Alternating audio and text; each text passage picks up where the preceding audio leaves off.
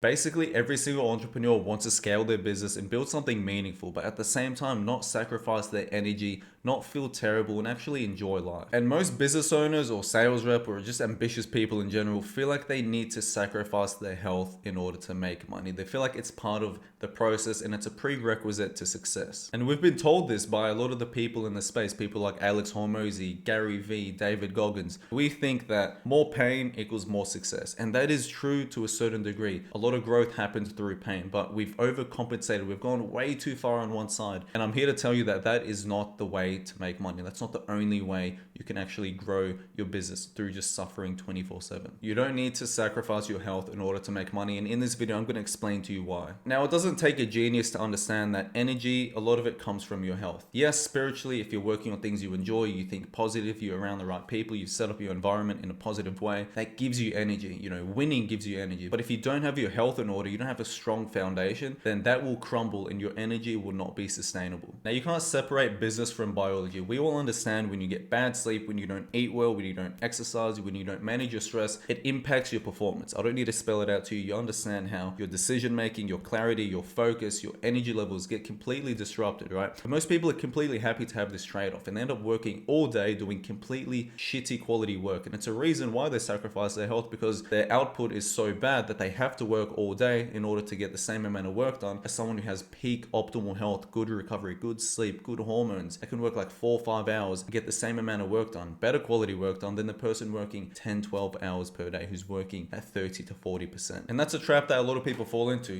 For example, they get bad sleep, so their decision making is slow, their focus is worse, their energy is low, they end up working longer, decision making ability is a lot worse, they might eat highly inflammatory foods, it causes inflammation, they get more brain fog, and because of the poor sleep and the brain fog and the inflammation, now their work quality is way less efficient, so they end up working all day, right? And they didn't have to work all day if they just took care of their health. And now because they're working all day, they push their sleep back, and then the cycle repeats and repeats and repeats. Now, it might seem like you're wasting time putting more time into your health, even though it should be the standard, but we understand that when you have better sleep, you think better. When you have better nutrition, you have more stable energy. And when you manage your stress properly, you have much better output, which means you can work a lot less and get more work done. You don't need to just work all day, every single day. You just need better quality hours. And we know and understand through plenty of studies that increased stress and sleep deprivation massively impacts your cognitive ability and your day-to-day performance. Now, this is why you feel like you're working all day but not getting enough done. Like, you're not really moving the needle forward. It's not because of mindset, discipline, or willpower. A lot of you guys have overcompensated with that side of things. Now, from my own personal experience, when I first got into entrepreneurship, I was the worst. I burned myself out every 3 to 4 days, sometimes even less. And I thought that what you needed to do was maximize every second of every minute of every hour, doing the most productive things as possible. And yes, I would have days that were super productive. I'd go to bed feeling like an absolute champion, but it would not sustain. At the end of the day, if you can't sustain it, it doesn't actually work. I used to make plenty of mistakes, under eating foods. I had terrible gut health. I wasn't managing my stress properly. I never even woke up with morning wood. I tried to optimize my sleep and my nutrition, but because of how much I was putting on my plate and how much I was hustling, I couldn't manage it. I couldn't do both at the same time. I wasn't able to recover for the amount of stress I was putting through on my mind and my body. And over the past few years, I've met a lot of entrepreneurs who were healthier than me, in better shape than me, and making more money. And it really boggled my mind. I was like, okay, so you don't actually have to hustle 24/7 like all these people are saying. And, these people aren't the ones who've already built the entire business and they've got everything automated. It's,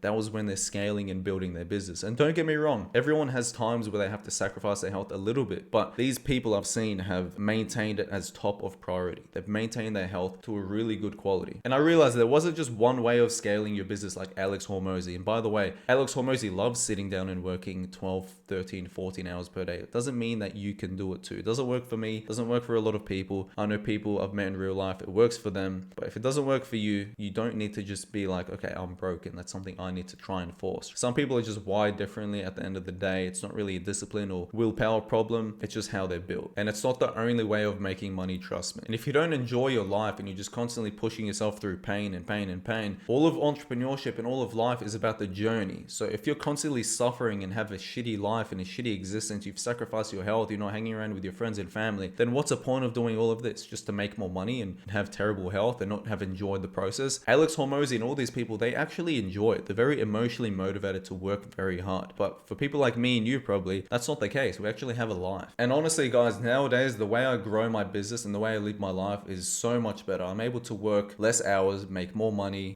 enjoy the work I'm actually doing. I'm able to spend time with my family and my friends more, spend a little bit more time exercising if I want. And look, sometimes I do have days where I work all day, but I know it's not sustainable. And honestly, my life has been so much better over the past year since adopting this mindset and dropping that hustle culture mindset. Now, I'm not here to tell you how to live your life. If what you've been doing has been working, but if you've gotten all the way to this video, then you're more than likely the type who's sacrificed their health to grow their business, and you've had these burnout cycles and you get brain fog and low energy and you've gained the fat and you're just not really enjoying the process. Let me tell you that you don't need to sacrifice your health to grow your business. And if you don't change, if this is you and you don't change, you're going to continue with exactly what has been happening. Get these peaks of motivation and productivity, and then you crash with brain fog and low energy, completely burn yourself out. It's not worth it in the end. And if you think about the life cost of that, I haven't even mentioned long-term health consequences, the things you might develop, but that's more time away from your friends and your family. That's less output in your business. If you think about that analogy of the rabbit versus the turtle or something, right? It's like,